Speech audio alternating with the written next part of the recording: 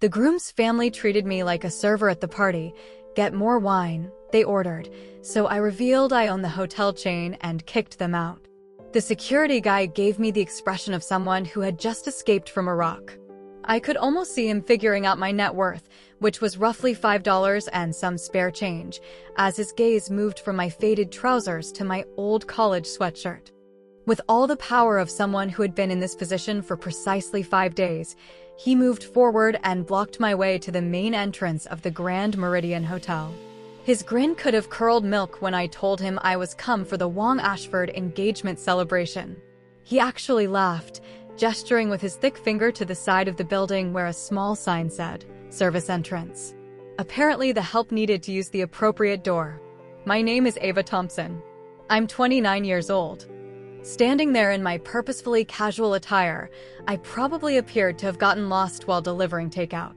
Considering what I truly did for a job, I was aware of the irony, but I chose to remain silent. Like a 5-star meal, the best retaliation is sometimes given in courses. Before I go any further, kindly click the like button and let me know in the comments where you are listening and what time it is. Thank you. 3 weeks ago, my sister Sophia called me with the zeal of someone asking you to their own execution. Her future in-laws, the Harrises, were highly fussy, so she had made it very obvious that I should try to look nice for once. Over the phone, she had actually used air quotes. They are audible in her voice.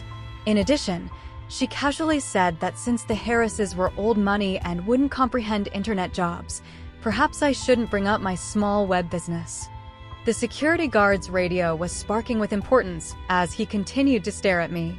I could have presented my ID to him, may have changed everything with a one phone call. However, where was the enjoyment in that? Instead, with a charming smile, I made my way to the service entrance, my old sneakers squeaking on the sidewalk. A familiar voice screamed across the parking lot as soon as I got to the side entrance. Sophia herself appeared on the road in heels that were clearly not designed for walking, gleaming in what appeared to be a dress that cost more than the monthly rent of most people. Her expression was a masterwork of bewilderment and barely disguised dread. She glanced directly at me, then through me, and finally at the security guy who was describing how he had rerouted the delivery person to the correct entry. Sophia did in fact chuckle nervously, the same laugh she had had since she was embarrassed by association in high school. "These people always get confused about where they belong," she added, dismissively waving her manicured hand. Her own sister is one of these folks.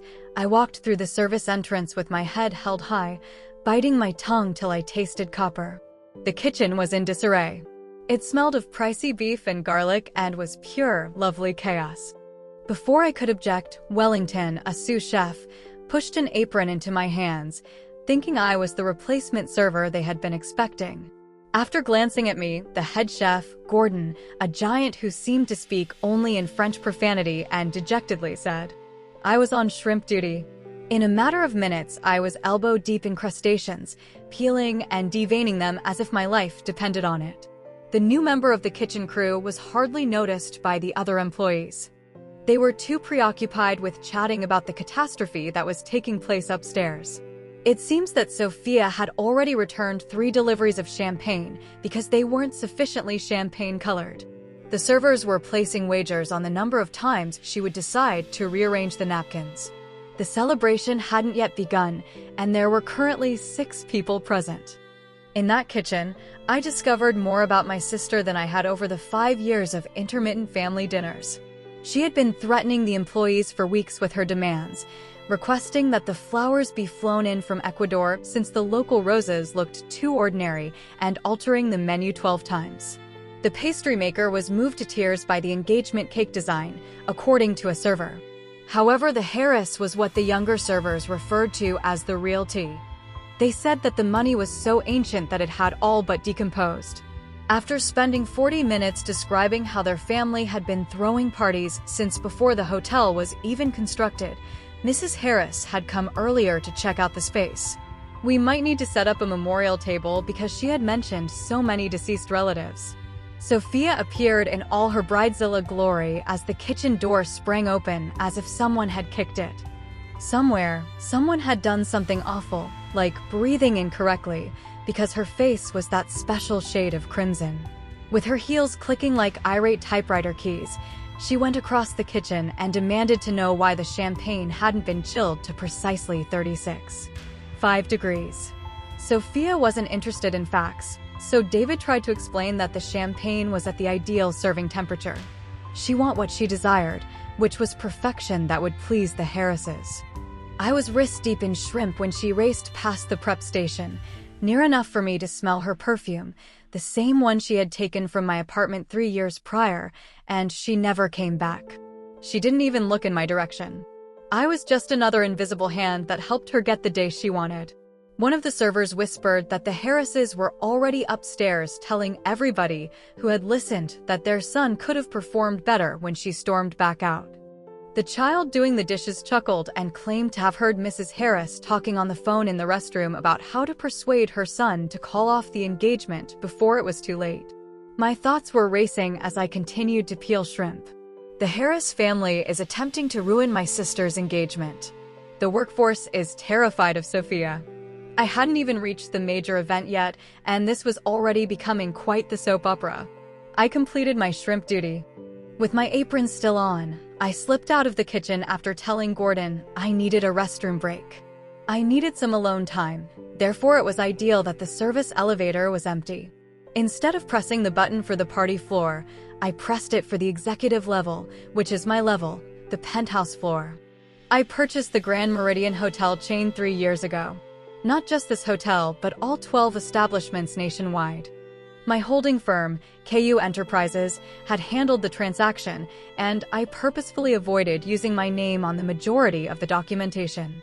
I could wander through my homes without being treated like the owner, and it was cleaner that way. When individuals are unaware that you are the boss, you discover a lot about your company. My private office suite was accessible via elevator, and I unlocked the door with my thumbprint. The party downstairs was nothing like the space. Simple, calm, and featuring floor-to-ceiling windows that provide a metropolitan view. The weekly reports were left on my desk by my assistant. But at the moment, numbers didn't interest me. The security monitors that displayed all of the hotel's public areas piqued my interest. I located the ballroom by flipping through the cameras. The Harris in all their splendor were there. Mrs. Harris's face had that strange tightness that indicated her plastic surgeon had been a little too exuberant with the Botox, and she appeared to have been vacuum sealed into her dress. Surrounded by a group of women who appeared to have been ordered from the same country club catalog, she was holding court close to the bar. It was almost humorous to hear how I had created this empire, while my family believed I was having trouble with a small internet business.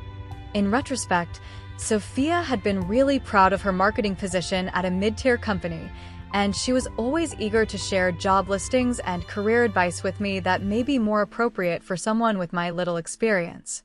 I had been discreetly constructing a hospitality empire in the meantime, beginning with a faltering hotel that I had purchased with all of my funds and a debt that had kept me up at night for months.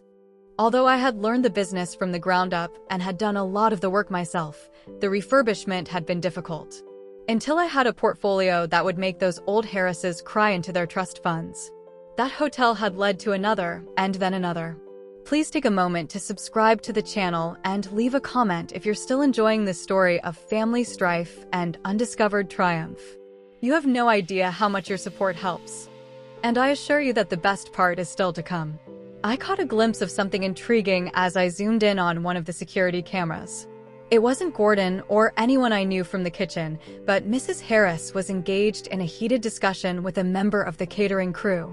She was putting what appeared to be cash in his hand. With a nod, the man hurried off in the direction of the kitchen. I viewed their entire exchange on the video that had been recorded 10 minutes prior out of curiosity. The body language was evident despite the muffled audio. The man was nodding along like an excited puppy as Mrs. Harris pointed to different parts of the ballroom to give directions. This has nothing to do with napkin placement or champagne temperature. I quickly called my head of security and asked him to monitor the situation without getting involved just yet. I then put on my server's apron once more. Mrs. Harris was going to discover that the house always wins if she wanted to play games at my hotel in my home. As I watched Sophia desperately try to win over her prospective mother-in-law, The security film continued to play. She was laughing too loudly at every awful joke Mr. Harris made about his golf game, and she was constantly altering her outfit whenever Mrs. Harris looked at her. Seeing someone try to fit into shoes that were 3 sizes too small was excruciating. I retrieved a tray of champagne glasses from the kitchen, put on my server's uniform again, and made my way into the ballroom. It was like passing through a portal from Kansas to Oz when the service sections changed to the party area. Sophia had chosen what I could only characterize as Kardashian meets Downtown Abbey if Oz had been decorated by someone with too much money and not enough taste. There were enough flowers to fill a botanical garden, and LED uplighting and crystal chandeliers were in competition. The Harrises appeared to prefer being somewhere else, as they stood close to the heart of everything. Their kid Ryan, who was named Ryan of course, stood next to them looking like a man being slowly strangled by his own bow tie. I moved around with my tray, undetectable in that odd way waiters get at posh parties. Rich people have this incredible capacity to steal items from your tray while staring right through you, as if the champagne had suddenly appeared in their hands out of sheer willpower. Mrs. Harris was talking to anyone who could listen about their family's Connecticut estate and how they had had to fire several employees since it's so hard to get quality help these days. She took a drink from my tray without even looking at me, so it seemed ironic that she said this. Although his gaze kept straying to the closest exit, her spouse nodded in agreement. Then I heard something that stopped me cold. Mrs. Harris informed Sophia that they would have to talk about the wedding's financial arrangements, particularly how Sophia's family would be funding their son's investment portfolio. I'd negotiated enough business deals to know a shakedown when I heard one, even though she made it sound informal. Sophia was nodding enthusiastically, assuring them that her sister was a highly wealthy investor who would undoubtedly want to contribute to the union and that her family had cash. I almost dropped my tray. I was Sophia's fictitious financial support, the sister she'd led to the service entrance. I swear, while I was replenishing my tray at the service station, Ryan's brother Evan approached me.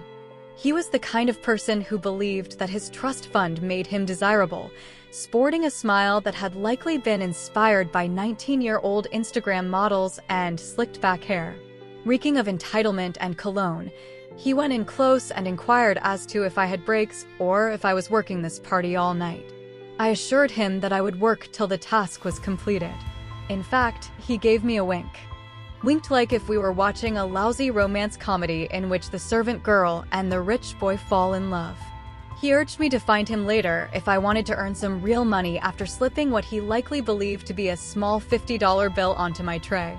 I stepped away, adding his proposal to my mental list of things that would make this evening even more intriguing, despite the bile rising in my throat. I heard more and more bits of the puzzle as I moved around. The Harrises were mentioning their properties, their alleged connections, and their sought-after investment opportunities. It all seemed strange though, as if they were making an excessive effort to prove their qualifications. I sneaked into the business center off the main ballroom during a quiet moment and took out my phone. My suspicions were confirmed by a few fast searches and phone calls to my network. The Harrises had no money.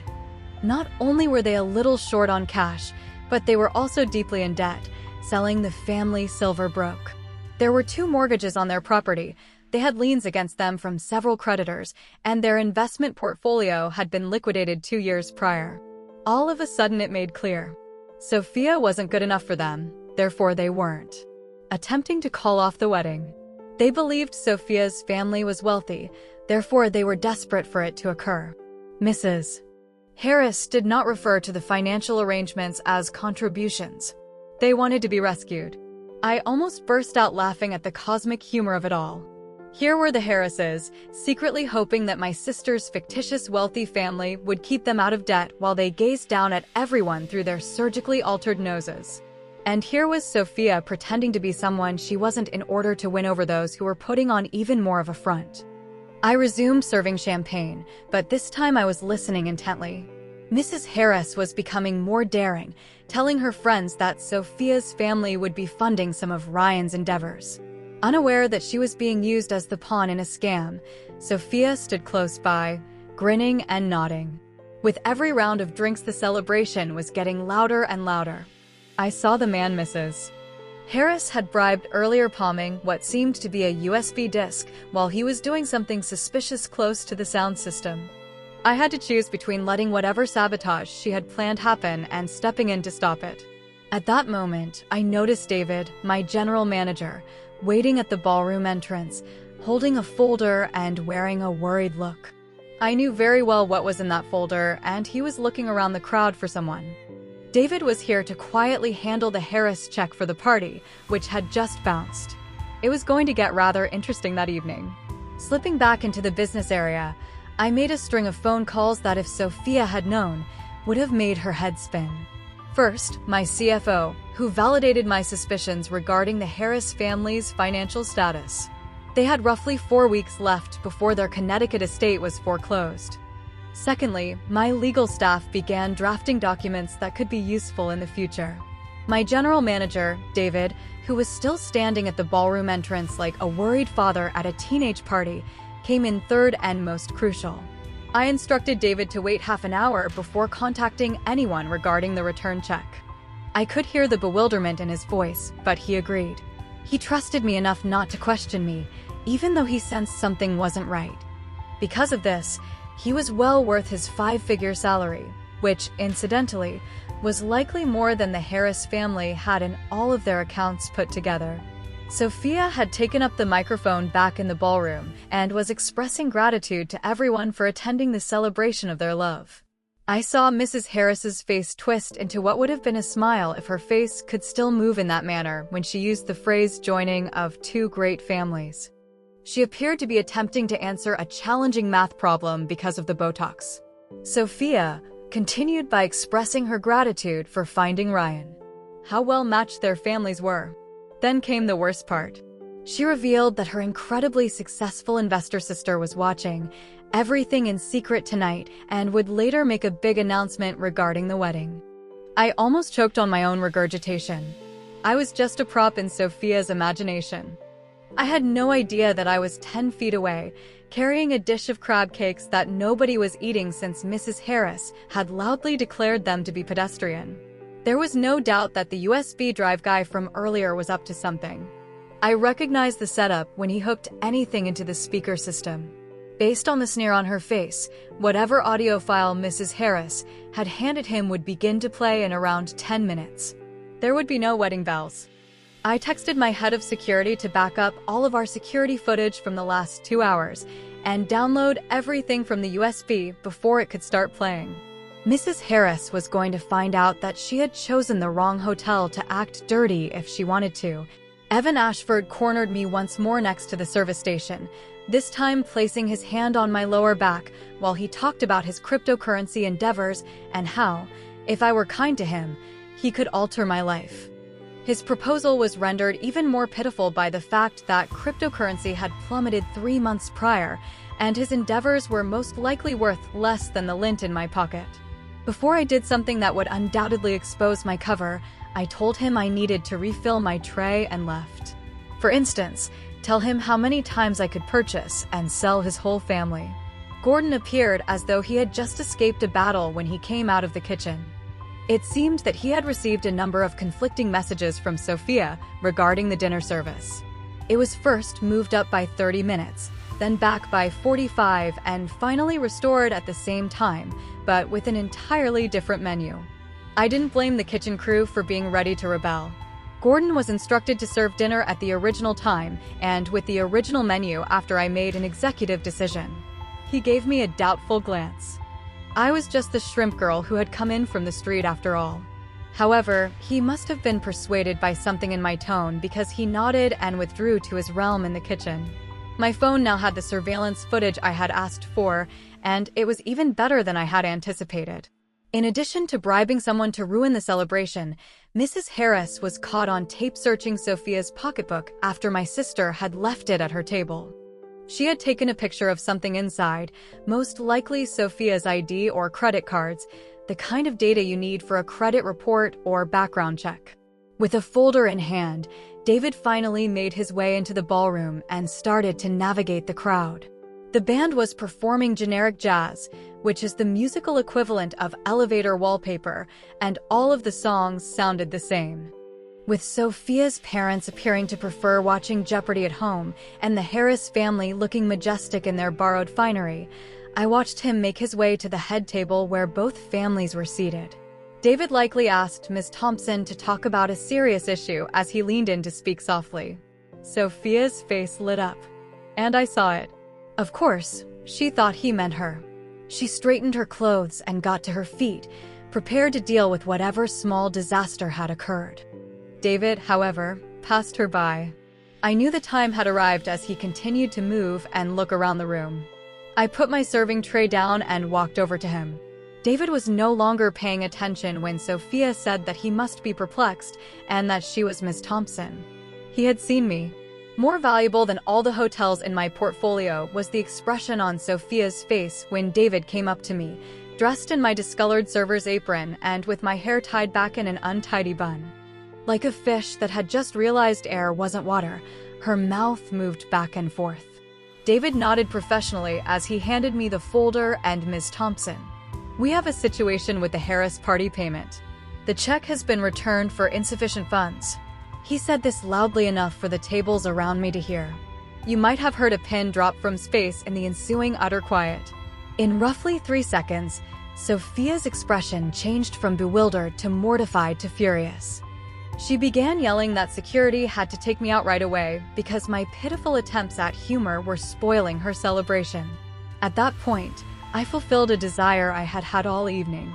I folded my apron neatly, untied it, and gave it to a server who was walking by. The gasps were audible as I turned to face the room and said in my best CEO voice, "I think there's been some confusion. I'm Ava Thompson, and I own this hotel. In fact, I own all 12 Grand Meridian hotels." The Botox remained in place despite Mrs. Harris's face trying to convey shock. He had been purposefully avoiding her residence, but Sophia appeared to have recently been told that Santa Claus was real. I wasn't finished, though. I took out my phone and plugged it into the AV system in the ballroom. I had put a small override function in each of my properties. Security footage started to play on the enormous displays that had been displaying love pictures of Sophia and Ryan. It was obvious that Mrs. Harris was buying off the employee. Once more, she began searching Sophia's purse. Then my phone began playing the audio file she had attempted to place. It was a recording of Sophia from a prior discussion that had been altered to sound as though she was disparaging the Harris family and boasting about stealing their money. The room exploded. The evidence was virtually bigger than life on the screens around Mrs. Harris as she attempted to explain. Mr. Harris appeared to wish he might vanish into his chair. Ryan froze, staring between Sophia and his mother as if he were watching a tennis match in hell. The cryptocurrency Casanova, Evan attempted to sneak away, but I wasn't going to let him get away with it. "Oh, Evan," I said in a kind voice. His face changed from crimson to white to green, a Christmas color scheme of shame. "You still want to discuss that business proposition, the one where you offered to change my life if I was nice to you? I have that on recording too, if anyone's interested." When Sophia found her voice, it was unhappy. She accused me of being envious, of ruining her engagement, and of purposefully making her look bad in front of everyone. "In fact," she said, "you've always been jealous of me." Which, if it weren't so depressing, would have been comical. I gave her a whole minute to vent.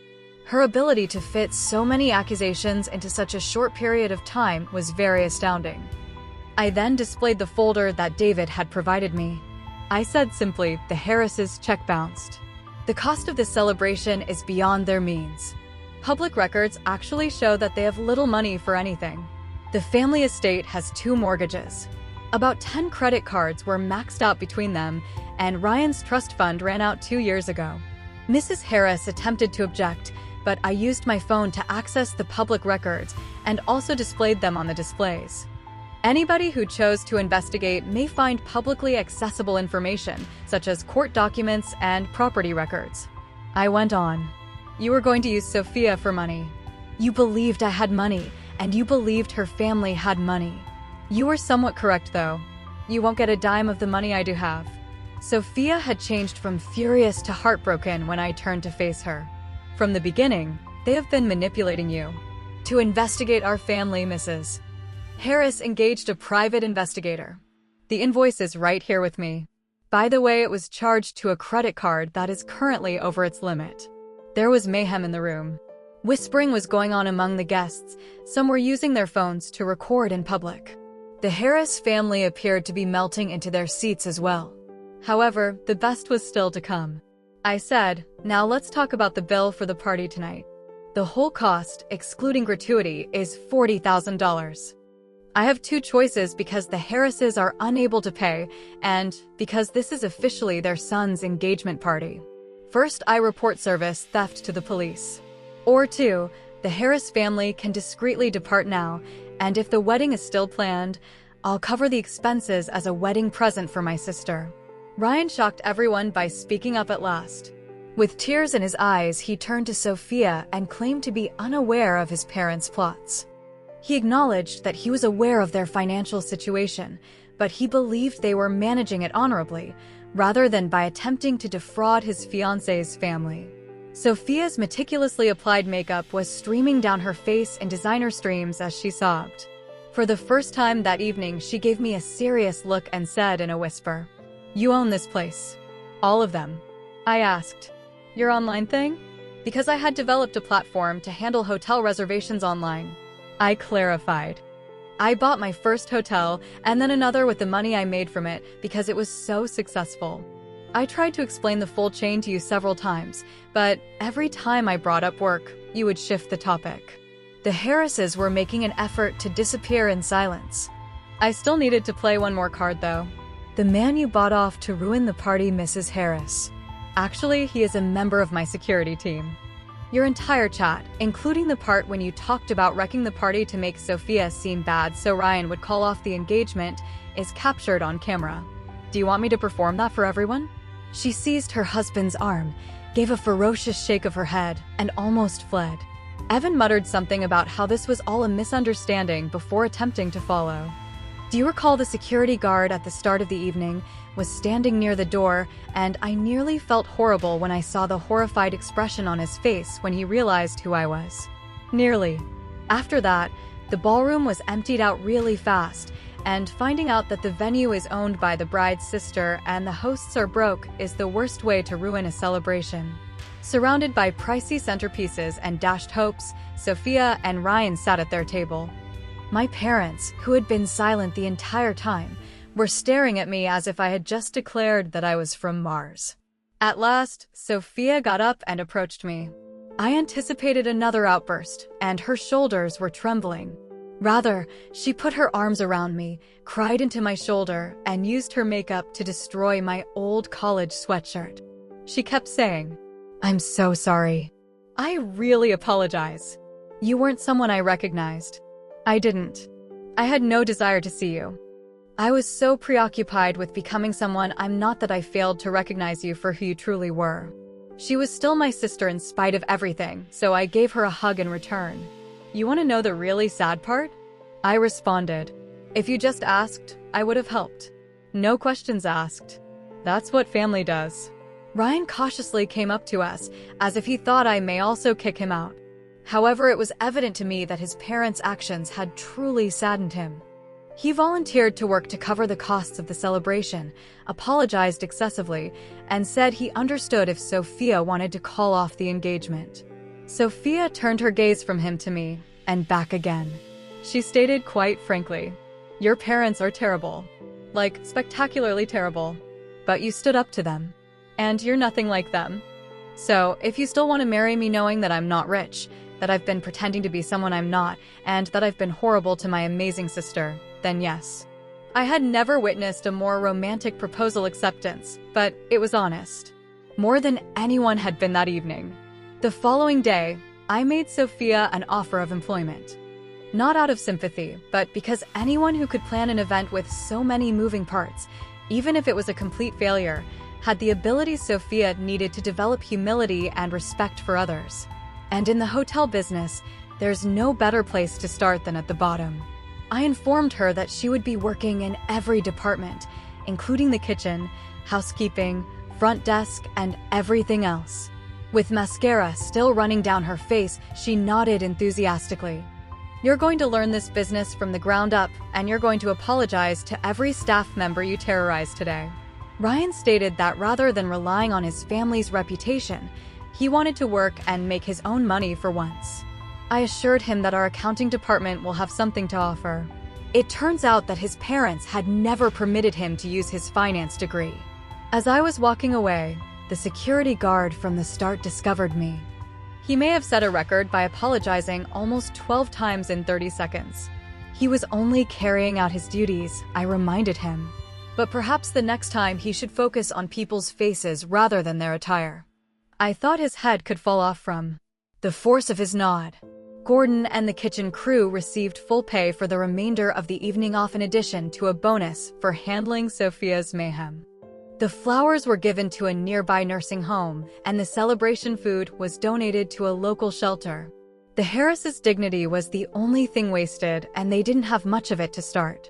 Sophia began her first housekeeping job at 5 in the morning a week later. Despite the early hour, she sent me a picture of herself smiling while wearing the outfit. She wrote, "Day 1 of learning who I really am." Ryan found he was competent at something other than wasting money while he was working in the accounting department. For the first time, he and Sophia paid their own rent when they moved into a tiny apartment. They appeared more joyful than I had ever seen them. 2 months later, the Harris family lost their estate.